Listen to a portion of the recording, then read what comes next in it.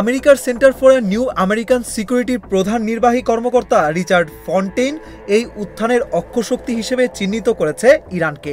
এতে আরও থাকছে রাশিয়া, চীন ও উত্তর কোরিয়া। যদিও এটি আনুষ্ঠানিক কোনো জোট নয়, ইউক্রেন যুদ্ধে মস্কোকে উল্লেখযোগ্য সহায়তা দিয়েছে তেহরান, বেইজিং এবং পিয়ংইয়ং। ইরান যদি পরমাণু কর্মসূচি বন্ধ করে দেয় তাহলে রাশিয়া ও চীন খুশিই হবে, কেননা তেহরানকে এই কার্যক্রম আটকানোর জন্য করা 2015 সালের চুক্তিতে তারাও সই করেছিল। কিন্তু ইরানের নতুন সরকার যদি সেই অবস্থান থেকে নিজেদের সরিয়ে নেয় তাহলে এসব দেশ মোটেও খুশি হবে না। গত জানুয়ারিতে তেহরানের সঙ্গে 20 বছরের কৌশলগত অংশীদারত্বের চুক্তি করা মস্কোর জন্য এই পরিস্থিতি বেশ বাজেই হবে। তবে সিরীয় মিত্র বাশার আল আসাদকে রক্ষা করতে না পারার পর এবার খামেনি সরকারকে কোনো সহায়তা না করতে পারলে তাদেরকে আরও দুর্বলই মনে হতে পারে। ইরান সংঘাত রাশিয়া ইউক্রেন যুদ্ধের ওপর কিভাবে প্রভাব ফেলবে তা প্রেসিডেন্ট ভ্লাদিমির পুতিনের জন্য সবচেয়ে গুরুত্বপূর্ণ বিষয়।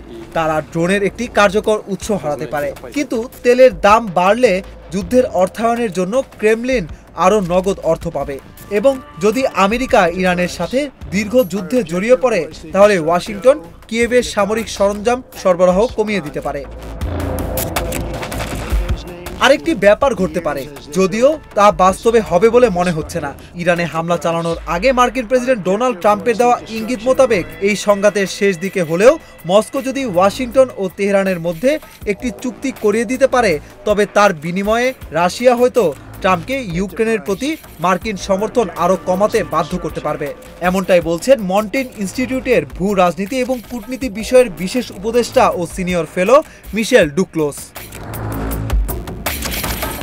চীনের জন্য তেলের দাম বৃদ্ধি খারাপ হবে, কারণ তারা হাইড্রোকার্বন আমদানি করে। অন্যদিকে তেহরানের শাসন ব্যবস্থা পরিবর্তনের ফলে এই অঞ্চলের একটি গুরুত্বপূর্ণ মিত্র হারানোর ঝুঁকি তৈরি হতে পারে। কিন্তু যদি আমেরিকান নতুন করে মধ্যপ্রাচ্যের যুদ্ধে জড়িয়ে পড়ে তাহলে চীন লাভবান হবে। ইরাকে আমেরিকান আক্রমণের পর বেইজিং তার অর্থনৈতিক ও রাজনৈতিক শক্তি গড়ে তোলে। চীন অন্যান্য দেশের আস্থাও অর্জন করতে পারে এই যুক্তি দিয়ে যে তারা একটি দায়িত্বশীল জাতি। অন্যদিকে আমেরিকা একটি আগ্রাসী আধিপত্যবাদী। ট্রাম্পের বাণিজ্য যুদ্ধের কারণে এই ব্যাখ্যা এরই মধ্যে দাঁড় করিয়ে ফেলেছে তারা।